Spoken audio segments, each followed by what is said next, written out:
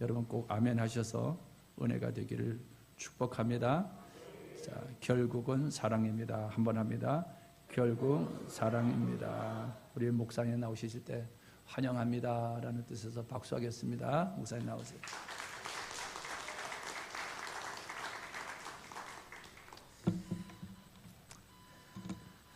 할렐루야. 굉장히 떨립니다 지금. 사실은 이제 김용선 목사님 말씀해 주셨다시피 목사님 모시고 긴 시간은 아니었습니다. 한 이제 반년도 안 되는 5개월 정도 이제 제가 부목사로 김용선 목사님, 이재인 사모님 함께 목회하고 잘 살아왔는데 너무 짧은 시간인데도 너무 아껴주시고 사랑해주셔서 너무 감사하고 사실은 이제 작년 그리고 올해 저희 아버지 어머니가 돌아가셨는데 저희 사모님이 말씀해주신 게 이제 목사님 사모님을 어머니 아버지처럼 생각해라 그렇게 말씀해주실 정도로 너무 아껴주시고 사랑해주시고 또 오늘 같이 오지 못했지만 저희 아내와 저희 아내 아이까지도 너무 예뻐해주시는 우리 목사님 사모님 감사드리고 또 이 귀한 문천교회 교사 헌신 예배에 불러주셔서 사실은 너무 긴장이 되는 게 처음으로 이제 제가 사역하는 교회 말고 다른 교회에서 이렇게 말씀을 전하게 됐습니다. 굉장히 떨리는데 제가 드러나는 것보다 하나님의 말씀이 드러나는 이 예배가 되었으면 좋겠습니다. 목사님께 연락을 받고 어떤 말씀, 우리 선생님들께 또 성도님들께 어떤 말씀을 나눌까 고민을 하다가 결국엔 사랑입니다라는 제목으로 말씀을 준비해 봤습니다. 혹시 제 나이가 몇 살처럼 보이실까요? 한번 좀 맞춰보실 분 있으세요? 35. 감사합니다. 45. 30대 중반, 40대 중반. 예, 다들 이렇게 다르시죠?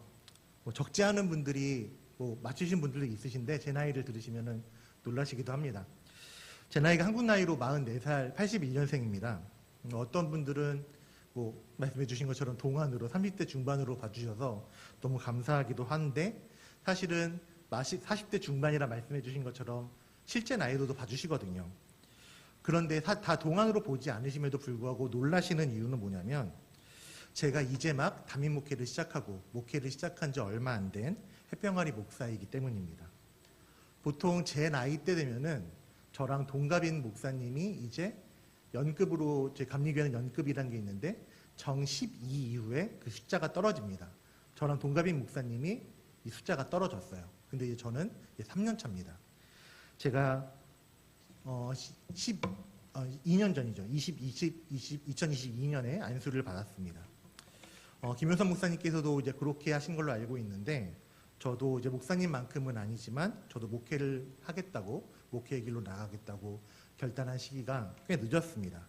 27살 때 하나님 부르심을 받고 또 사역을 시작하겠다라고 수능을 다시 치르고 대학에 입학을 했습니다. 제가 이제 고등학교를 졸업하자마자 이제 사회생활을 시작했기 때문에 다시 대학에 들어가서 그 코스를 밟아야 했습니다. 그래서 대학 공부 마치고 또 아르바이트 하다가 대학원에 들어가고 그렇게 사역을 하고 여기 평신도 사역도 하고 또 전도사로 사역을 하다가 42살에 목사 안수를 받았습니다. 제가 목회자로 나아가겠다고 결단하고 서원했다고 해서 바로 전도사가 된 게 아니라 저도 꽤 긴 시간 동안 평신도로 특히 교회학교 교사, 청소년부 교사로 여러 시간 동안 많은 시간 동안 섬겨왔습니다. 보통 교사를 하게 된 계기를 물으면은 얼떨결에 하게 됐다라는 이야기를 많이 하십니다. 그런 성도님들이 적지 않으실 거예요. 우리 선생님들께서도 얼떨결에 교사하게 돼서 몇십 년 하게 됐다 이렇게 말씀하시는 분들도 계실 텐데 제가 바로 그 얼떨결에 교사를 하게 된 케이스입니다. 처음에 이제 어머니의 권유에 따라서 쫄래쫄래 교회 나갔다가 갑자기 이제 청년들의 인도로 교사를 하게 되었고 그렇게 하나님께서 얼떨결에 시작했던 혹은 시작부터 제가 이제 작은 어떤 믿음 없이 시작을 했던 간에 혹은 반대로 어떤 사람이 큰 비전을 품고 시작을 했던 간에 하나님께서 우리를 교사로 세우시고 또 섬기게 하신 그 이유는 우리 모두에게 은혜를 주시고 사명을 주시기 때문입니다. 그렇게 우리들, 아이들, 학생들을 돌보는 교사들에게는 하나님께서 주시는 사명이 분명히 존재합니다. 그리고 이 시간 우리가 이 사명, 교사라는 이야기를 우리 교회 학교를 섬기시는 선생님들뿐만이 아니라 더 넓은 범위로 한번 생각을 해보기를 소망을 합니다. 성경에는 교사라는 단어가 적지 않게 등장을 합니다. 특히 교회에 있어서 교사는 입교한 사람들, 세신자죠. 세신자를 인도하고 교인들의 신앙생활을 지도하는 사람을 교사라고 이야기를 합니다. 즉 하나님께서 이 말씀을 통해서 말씀해 주시는, 알려주시는 교사라는 것은 단순히 교회 학교, 청소년부, 청년부를 섬기는 사람만 교사라고 이야기하지 않으신다라는 겁니다. 그렇게 아이들만을 섬기는, 학생들만을 섬기는 사람뿐만이 아니라 목회자부터 시작해서 저나 김용선 목사님 같은 목회자에서부터 시작해서 모든 직분자, 더 나아가서는 모든 성도에 이르기까지 해당되는 표현이 이 교사라는 표현이라는 겁니다. 하나님께서는 우리 모두들에게 교사의 사명을, 누군가에게는 말씀을 가르치는 사명을 주셨고요. 누군가에게는 새로 온 사람들, 새신자를 환영하면서 인도하여 섬기고 교회에 정착시키는 사명을 주셨습니다. 또 누군가에는 함께 살아가는 성도, 함께 교회에서 살아가는 성도의 신앙생활을 위해서 권면하고 기도하는 사명을 그 사람에게 주셨습니다. 그래서 이 시간 교사 헌신 예배라는 이름으로 드리시지만 이 말씀이 그냥 일부 성도님들, 일부 선생님들뿐만이 아니라 다음 세대 교사로 섬기시는 성도님들뿐만이 아니라 이 자리에 계셔서 함께 말씀을 듣고 계시는 우리 모든 성도님들이 결단하시고 또 헌신하시는 그 시간, 그렇게 교사 헌신 예배가 우리 운천교회 모든 성도님들이 헌신하시는 시간이 되기를 주님의 이름으로 축원드립니다. 자, 그렇다면 우리 모두를 하나님께서 교사라고 부르셨다고 말씀했는데, 그렇다면 교회의 교사에 있어서 가장 중요하고 가장 필요한 것이 무엇일까요? 저도 부교육자 생활을 10년 넘게 하면서 여러 가지 파트를 담당했습니다. 적지 않은 규모의 교회에서 교회학교 총괄, 교육부 총괄 디렉터로도 담당을 해봤고, 유치부부터 청년부에 이르기까지, 유치부, 어린이부, 청소년부, 청년부까지 다 각 다음 세대의 부서 담당 사역자로 사역을 하기도 해보았습니다. 그러다 보니까 제가 연말이 되면 항상 받는 전화가 있고, 또 연말이 되면 제가 항상 걸어야 하는 전화가 있습니다. 뭔지 아실까요? 연말이 되면 전화를 받습니다. 목사님, 전도사님, 저 내년엔 교사 못할 것 같아요. 반대로 저는 집사님, 권사님, 내년에 교사로 함께 헌신해 주시죠. 내려놓으신다는 것은 뜯어 말려야 되고, 하지 못하시겠다라고 굳고 만류하시는 분들, 굳고 거부하시는 분들에게는 끌어내야 하는 것이 연말에 교육부 담당을 하는 그 사역자의 사명이고 연례 행사입니다. 저 같은 교육자뿐만이 아니죠. 우리 교육부장님도 계시겠지만 부장님들, 평신도분들도 충분히 경험하시는 그런 문제일 겁니다. 나는 교사로 못 섬겨요. 나는 교사할 자격이 없어요. 나 못해요. 이렇게 말씀하시고 교사를 거절하시거나 못하시겠다라고 하시는 성도님들이 그렇게 그 이유를 대시는 첫 번째 이유는 뭐냐면, 저는 성경도 잘 모르고요. 저는 성경 잘 몰라요. 못 가르쳐요. 이걸 겁니다. 물론 우리가 말씀을 연구하는 것을 게을리해서는 절대로 안 됩니다. 시편 119편 105절에서는 이렇게 고백합니다. 주의 말씀은 내 발의 등이요 내 길의 빛이니이다. 이렇게 말씀합니다. 시편 기자의 이 고백처럼 성경이라는 것, 이 말씀은 그냥 나를 도와주는 자기계발서, 나를 성장시켜주는, 나를 도움을 주는 책 정도의 수준이 아니라 나를 생명의 길로 인도하시는 말씀이고 나를 살게 하는 것이 이 말씀입니다. 우리가 성경을 잘 알고 성경을 가르치면서 교사로 아이들, 학생들, 성도들을 가르치는 것도 중요합니다. 중요하지만 성경을 잘 아는 것이 교사의 첫 번째 덕목은 아닙니다. 오해하지 마시길 바랍니다. 필요 없다는 이야기가 아닙니다. 분명히 성경은 우리에게 가장 중요한 것이고 분명히 우리는 성경을 가르치고 연구해야 하지만 교사의 첫 번째 덕목이 그것이 아니라는 겁니다. 자, 그렇다면 교사에게 헌신이 필요할까요? 물론 헌신도 필요합니다. 교회마다 조금씩은 다르겠지만 교사로 섬기는 성도님들 가운데는 이 주일이라는 하루를 주일을 넘어서 또 매일매일을 온전히 사역하는 데 쓰시는 성도님들이 있습니다. 제가 개인적으로 아는 청년, 저와 함께 신앙생활을 했던 청년은 하루에 예배를 일부 예배, 자기가 맡은 부서 예배, 오후 예배, 청년 예배 이렇게 4번을 드리는 청년이 있습니다. 매주 그렇게 드려요. 이렇게 하는 것이 단순히 하라고 해서 예배 드려야 하니까 예배 드려라고 해서 할 수 있는 건 절대로 아닐 겁니다. 자기가 받은 그 사명을 가지고 온전히 헌신하는 믿음이 아니고서는 이렇게 예배를 4번 드리고 자기의 시간을 투자하고 자기의 물질을 투자하면서까지 그렇게 아이들, 학생들을 섬길 수는 없을 겁니다. 하나님이 주신 사명이 아니고서는 그렇게 하나님이 주신 사명에 따라 헌신하지 않고서는 이런 것들, 그런 행동들을 설명할 수 없을 겁니다. 아까 제가 평신도 사역을 길게 했다 말씀드렸잖아요. 저도 사회에 친구들이 있습니다. 저도 늦게 시작했기 때문에 믿지 않는 친구들도 있고 교회에 다니지만 그냥 가난한 성도처럼 그냥 교회만 들렸다가 가는 친구들도 있습니다. 그 친구들이 항상 이야기하는 것이 뭐냐면 아니 교회가 뭘 준다고 그렇게 교회에다 목을 메고 살아가냐 그 말을 했습니다. 그런 것처럼 사람들은 이해하지 못할 행동이죠. 그렇지만 사명을 받은 우리들, 그래서 그 사명에 따라 헌신하는 우리들에게는 이것이 가능합니다. 그런 헌신이 교사의 덕목이냐?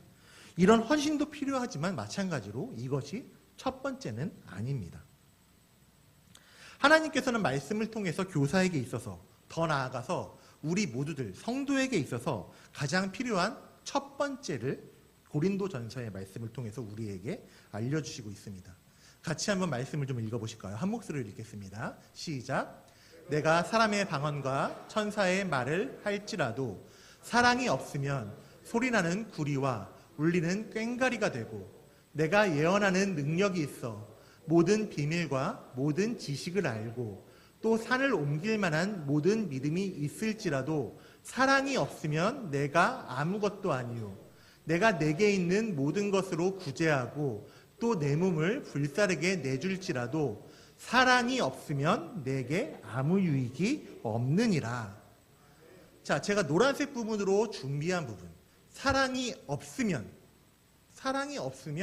그 어떤 능력도 어떤 소리도 어떤 구제도 아무 유익이 없다라고 사도 바울은 이야기하고 있습니다. 그래서 교사에게 가장 필요한 첫 번째는 바로 이 고린도전서에서 말씀하는 사랑입니다.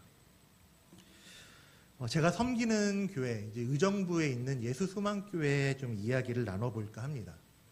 저도 이제 부임한 지 막 2달이 지났습니다. 제가 5월 마지막 주에 첫 예배를 드렸는데, 그래서 우당탕탕 막 성도님들과 함께 적응해 나아가고, 함께 세워나가고, 함께 살아가고 있습니다. 그 함께 살아간다라는 표현, 김효선 목사님이 제가 그 인천에 있는 교회에 처음 부임했을 때 광고 시간에 소개시켜 줄 때 그 말을 하셨거든요. 함께 살기 위해서 우리 교회에 오셨다. 그런 것처럼 우리 모든 성도들은 이 교회 안에서 함께 살아가는 한 가족입니다.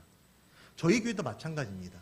저희 예수소망교회도 그렇게 함께 살아가는 한 가족으로 교회가 세워지고 있습니다. 저희 교회는 출석하는 성도님들이 작년 성도님들이 한 15명, 20명 정도 됩니다. 그런데 출석하는 청소년부 친구들, 저희는 예소틴즈라는 이름으로 이제 청소년부 이름을 붙여놨는데 이 예소틴즈에 출석하는 청소년부 학생들이 13명에서 15명 정도 됩니다. 성인이랑 비슷하죠. 근데 그 중에 이 학생들 중에 작년 성도님들의 자녀는 한 명도 없습니다. 제가 처음에 이 예수소망교회 전임 목사님을 뵈러 의정부에 왔을 때, 그리고 제가 예수소망교회에 부임하는 것이 결정이 되어서 그동안의 사역을 인수인계 받기 위해서 인천에서 의정부를 왔다 갔다 하면서 가장 인상 깊었던 것이 무엇이었냐면 이 청소년부 친구들, 예소틴즈 친구들이 평일이고 주일이고 할 것 없이 교회에 와 있다는 겁니다. 전임 목사님께서 의정부에서 9년 동안 목회하셨습니다. 9년 동안 목회하시면서 학교 앞 전도를 통해서 만난 아이들이 이 친구들이었습니다. 처음에 초등학생으로 만나서 이제 중학생, 고등학생으로 자라고 이제 청년이 된 친구들도 있습니다.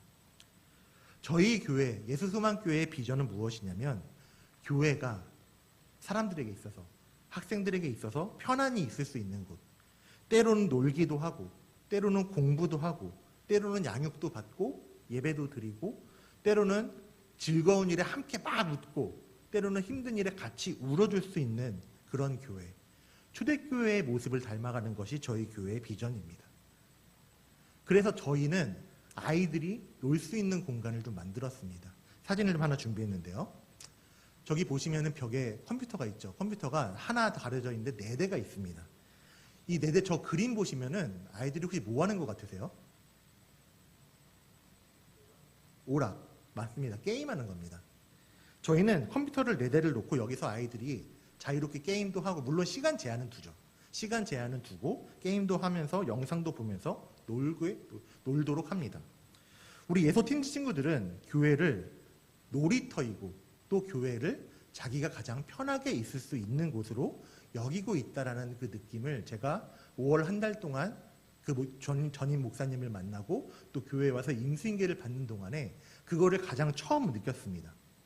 그리고 실제로 이 아이들은 이곳에서 즐겁게 모여서 놀기도 하고 예배도 드립니다. 주말이면 교회에서 잡니다. 왜 자냐면, 물론 이제 놀기 위해서 자는 친구들도 있는데, 청년 이제 20살 된 친구 중에 하나가 아르바이트를 해요. 주말 아르바이트를 하는데 밤부터 새벽까지 합니다. 이 하는 말이, 목사님, 제가 아르바이트 끝내고 집에 가서 자면은 교회를 못 올 것 같아요. 그러니까 교회에 와서 자고 예배를 드릴게요.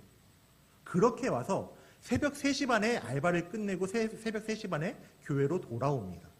제가 어저께 아이들과 함께 잤는데 그렇게 새벽 3시 반에 힘들게 알바를 끝내고 교회에 와서 자고, 저희가 9시에 아이들을 깨우거든요.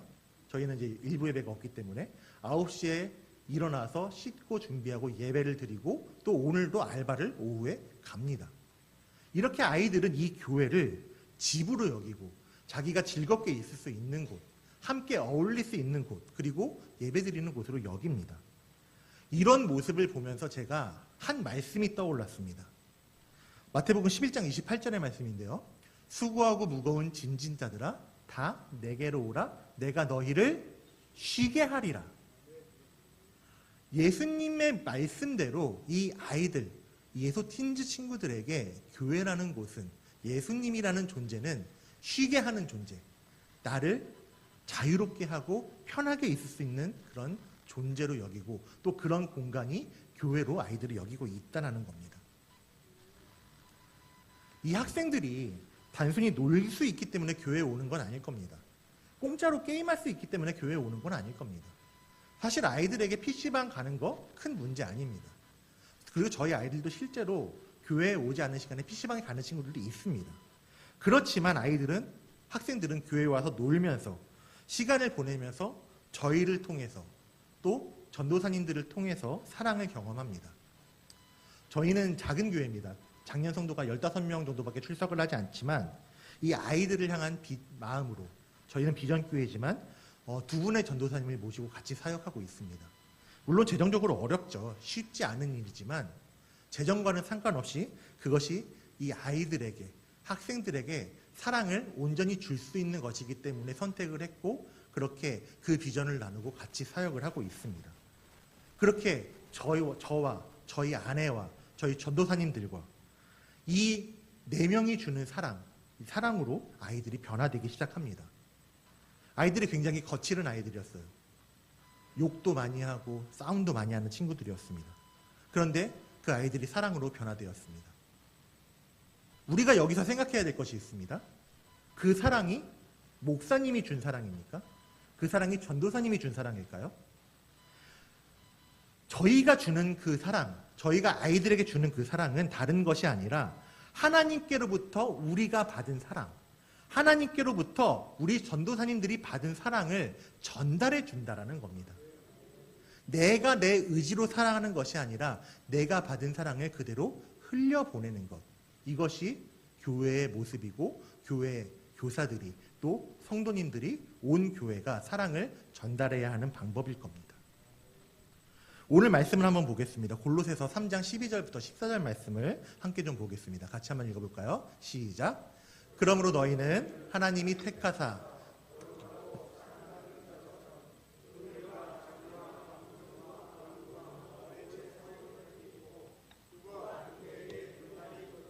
서로 용납하여 피차 용서하되 주께서 너희를 용서하신 것 같이 너희도 그리하고 이 모든 것 위에 사랑을 더하라. 이는 온전하게 매는 띠니라. 아멘. 우리들은 교사로서 꼭 교회 학교를 담당해서뿐만이 아니라 성경에서 말씀하시는 교사의 그 의미로서 맡은 아이들, 맡은 학생들, 맡은 성도들을 사랑해야 합니다.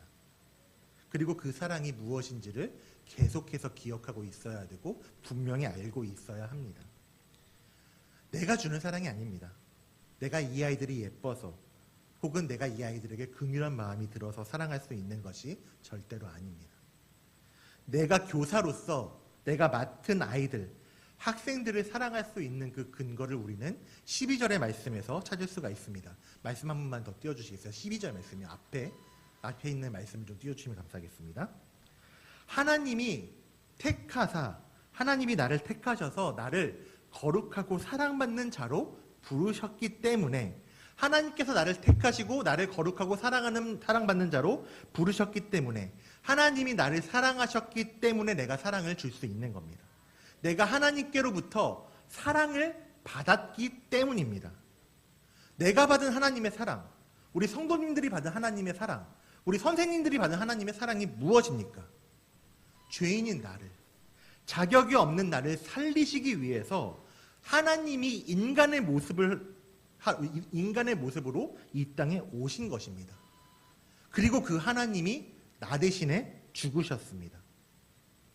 우리 하나님은 긍휼과 사랑의 하나님이시지만 동시에 공의의 하나님이시죠.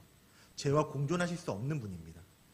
그렇기 때문에 아담과 하와가 하나님 말씀에 불순종한 죄를 범한 이후에 하나님과 사람과의 사이는 죄로 가로막혀 버렸습니다. 그 어느 누구도 이 죄의 문제를 스스로 해결해낼 수가 없습니다. 로마서 6장 23절에서는 이렇게 분명히 말씀하고 있는데요. 우리가 잘 알고 있는 말씀입니다. 죄의 삭은 사망이요. 죄의 값은 사망이라고 분명하게 말씀하고 있습니다. 피 흘림이 없이는, 죽음이 없이는 이 죄의 문제를 해결해낼 수가 없다는 이야기입니다. 그렇기 때문에 사람은 그 어느 누구도 스스로 자기의 죄의 문제를 해결해낼 수가 없었습니다. 죽음만이 죄를 해결할 수가 있으니까요. 그런데 나의 죄, 우리의 죄를 해결하시기 위해서 하나님께서 인간의 모습으로 이 땅에 오셨다라는 겁니다. 왜죠? 왜 하나님께서 이렇게까지 하셨죠? 하나님이 사랑하시는 하나님이 사랑하시는 백성인 우리들을 살리시기 위함이었습니다. 그래서 로마서 6장에서는 예수님께서 십자가에서 죽으심으로 나도 함께 죽었다라고 말씀하고 있습니다. 그리고 예수님께서 부활하심으로써 나 역시도 죄에 대해서는 죽고 의로운 자로 다시 태어나게 되었다라고 말씀하고 있습니다. 이 놀라우신 은혜, 복음의 근거가 바로 사랑이라는 겁니다. 하나님이 나를 사랑하시는 것, 하나님이 나를 사랑하시기 때문에, 하나님이 나를 포기하지 못하시기 때문에 하나님이 나를 향해서 이 놀라운 일을 행하시고 우리에게 사랑을 부어주신 것입니다. 우리 모두는 이러한 하나님의 놀라운 사랑, 하나님의 놀라운 은혜를 입은 사람들입니다. 그리고 교사라는 사람들, 교사는 더 나아가서 우리 모두는 내가 받은 그 하나님의 사랑을 전달해 주는 사람이 되어야 합니다.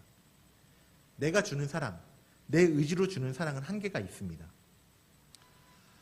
저희 교회 아이들, 예소틴즈 친구들은 대부분의 상황이 썩 좋지가 않습니다. 조손가정이나 편부모 가정, 그 아이들이 있고요. 조심스러운 이야기지만 약간의 지능장애가 있는 친구들도 있습니다. 자해를 하는 친구도 있습니다. 자기 손목을 칼로, 그래서는 안 되지만 칼로 그었던 친구도 있고, 스트레스를 받으면은 자기 몸을 막 긁어서 상처를 내는 친구도 있습니다. 학대라는 표현이 과할지도 모르겠지만 부모님의 사랑을 받지 못하고 자라는 친구들도 있습니다. 어제도 또 그런 아이들과 함께 이야기 나누고 같이 울고 슬퍼하고 했는데, 그렇게 받아야 될 사랑을 받지 못하는 친구들이 우리 교회 친구들입니다.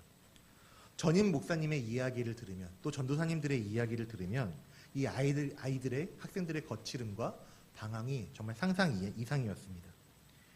정말 입에 담기 힘든 나쁜 행동, 어떤 음란한 행동을 하는 친구들도 있었고요. 말씀드린 것처럼 습관적인 자해를 하는 친구도 있었다고 합니다. 그런데 제가 5월 달에 이 친구들을 만났을 때 저는 그런 걸 전혀 느끼지 못했습니다. 그런 행동을 했다고? 이런 상황이라고? 그걸 전혀 인지하지 못했습니다. 그 정도로 아이들은 많이 변화되었습니다. 전임 목사님과 전도사님들이 아이들을 품고 사랑으로 기도하고 돌보고 함께 살아간 결과가 아이들이 변화입니다. 그리고 이제 저희 가족도 그 사랑을, 하나님께로부터 내가 받은 사랑을 전달해주는 교사의 역할을 감당해 나가려고 합니다. 분명한 사실은 무엇이냐면 사랑은 모든 것을 변화시킨다라는 것입니다.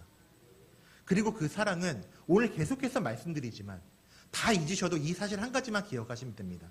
인간적인 감정의 사랑이 아니라 그냥 내가 불쌍히 여기고 혹은 내가 예뻐서 나에게 잘해서 내가 사랑해 주는 것이 아니라 하나님의 그 사랑, 하나님이 날 먼저 사랑하셔서 내가 받았던 그 사랑, 내가 경험했던 그 사랑을 그대로 전달해 주는 것이 교사의 첫 번째 역할입니다. 우리에게 필요한 가장 첫 번째, 교사에게 필요한 첫 번째는 결국에는 하나님의 사랑을 전달해 주는 것이라고 하나님은 이 말씀을 통해서 우리에게 알려주시고 계시는 것입니다. 사도 바울은 오늘 말씀 14절에서 이 모든 것 위에 사랑을 더하라 라고 권면하고 있습니다. 그런데 잘 보시면 한 가지 조건이 있죠. 아까도 나누었던 것처럼 하나님이 나를 택하시고 거룩하게 하시고 사랑하게 하신 것처럼 또 13절 주께서 너희를 용서하신 것처럼 사랑을 더하라라고 말씀하고 있습니다. 자, 이거를 한 문장으로 정리해보면 이렇게 정리할 수 있지 않을까요? 예수님을 닮은 교사가 되십시오. 하나님께서 말씀하시는 교사의 역할은 예수님을 닮은 교사의 역할을 감당하라는 것입니다. 우리 교사 선생님들 굉장히 많으신데, 그러니까 적지 않은 수입니다, 사실은. 제가 김효성 목사님과 같이 사역했던 교회는 훨씬 더 적었습니다. 교사로 헌신하시면서 여러 가지 많은 사역들을 감당하실 겁니다. 그러면서 때로는 아이들이 말을 듣지 않을 때가 있겠죠. 또 열심히 신방하고 전화하고 기도했는데 정작 교회에 오지 않아서 실망하고 낙심하실 때도 분명히 있을 겁니다. 그 많은 사역들 가운데 화가 나고 실망하고 낙심될 때에 하나님의 이 말씀을 기억하고 마음에 새기시기를 우리 주님의 이름으로 축원드립니다. 어떤 말씀입니까? 이 모든 것 위에 사랑을 더하라. 이 모든 것 위에 사랑을 더하라. 모든 것 위에 하나님의 사랑을 더하라 말씀하시고 있습니다. 내가 받은 하나님의 사랑을 그대로 전달하라, 흘려보내라 말씀하십니다. 우리의 사역은 그냥 봉사가 아닙니다. 하나님께서 나에게 맡기신 사명을 감당하는 일입니다. 그리고 하나님께서 나에게 맡기신 그 사명을 감당하는 일은 방법은 단순하고 명료합니다. 하나님의 사랑을 전달하기 위해서, 우리에게 전달하기 위해서 이 땅에 오신 예수님, 그 예수님을 닮아감으로써 우리 역시도 내가 예수님으로 인해서 받게 된 그 하나님의 사랑을 우리 다음 세대들에게, 또 우리 성도들에게, 새가족들에게, 혹은 믿지 않는 우리의 이웃들에게 전달하는 역할을 감당하라고 말씀하고 있는 것입니다. 성경을 잘 가르치고 예배를 잘 드리게 하고 중요합니다. 꼭 필요합니다. 그렇지만 이 교사의 사역들이 단순히 기능적인 사역에 머무르지 않으시기를 소망합니다. 그 사역들 위에 말씀을 가르치고 기도하고 예배를 드리게 하는 사역 위에 하나님의 사랑을 더하는 귀한 사역이 되시기를 축복하고 소망합니다. 하나님의 마음을 닮아가시는 교사, 그 죄인 한 사람을 포기하지 못하셔서 죄인인 우리를 포기하지 못하시는 하나님의 그 애다름을 닮아가시는, 하나님의 그 안타까움을 닮아가시는 우리 성도님들 되시기를 소망합니다. 한 명의 학생, 한 명의 아이를 품고 기도하면서 그 사랑을 전달해 주시는 선생님들, 또 우리 성도님들이 되시기를 주님의 이름으로 축원드립니다. 그렇게 내가 받은 하나님의 사랑을 전달해 줄 때 아이들은 변화되기 시작합니다. 저희 교회 아이들 이야기를 말씀드렸죠? 저 역시 마찬가지였습니다. 저도 모태신앙으로 자랐지만 믿음이 어릴 때부터 있진 않았습니다. 그런데 기억나는 것, 제가 40대 이제 중반에 들어섰는데 여전히 기억나는 것은 무엇이냐면 초등학교 저학년 때 교회학교 선생님이 저를 너무 사랑해 주셨다라는 겁니다. 오면은 안아주시고 오면은 뽀뽀해 주시고 그게 단순히 제가 이뻐서였을까요? 그 선생님이 받은 직분도 생각이 안 나요. 그 선생님이 받은 하나님의 사랑을 저에게 전달해 주신 겁니다. 그렇게 하나님의 사랑이 전달받아서 제가 이렇게 이 자리에서 함께 신앙생활하고 말씀을 전하게 되었습니다. 마찬가지로 우리 성도님들이 받으신 하나님의 사랑, 우리 선생님들이 받으신 하나님의 사랑을 그대로 아이들에게, 학생들에게 전달해 주시는 그 역할을 감당하셔야 합니다. 하나님의 사랑을 전달해 주는 교사의 역할은 꼭 선생님이라고 이름 붙여진, 선생님이라는 이름으로 세워진 분들만 하는 것이 아닙니다. 우리 모든 성도님들께서도 하나님께서 그 사랑을 부어주셨고 사명을 주셨습니다. 내가 받은 그 사랑, 내가 받은 하나님의 사랑을 전달해 주는 사명, 내가 경험한 하나님의 사랑을 함께 우리의 이웃들, 우리 성도들이 경험하도록 인도하는 역할을 감당하시는 우리 운천교회 모든 성도님들 되시기를 주님의 이름으로 축원드립니다. 이 모든 것 위에 사랑을 더하라. 이 모든 것 위에 하나님의 사랑을 더하심으로써, 그래서 결국에는 사랑입니다라는 결론을 내시고 하나님의 사랑을 전달해 주셔서 하나님께서 우리에게 맡겨주신 그 사명, 다음 세대들, 성도들, 믿지 않는 이웃들, 이 이웃들을 향한 하나님의 사명을 잘 감당해 나가시기를 우리 주님의 이름으로 축원드립니다.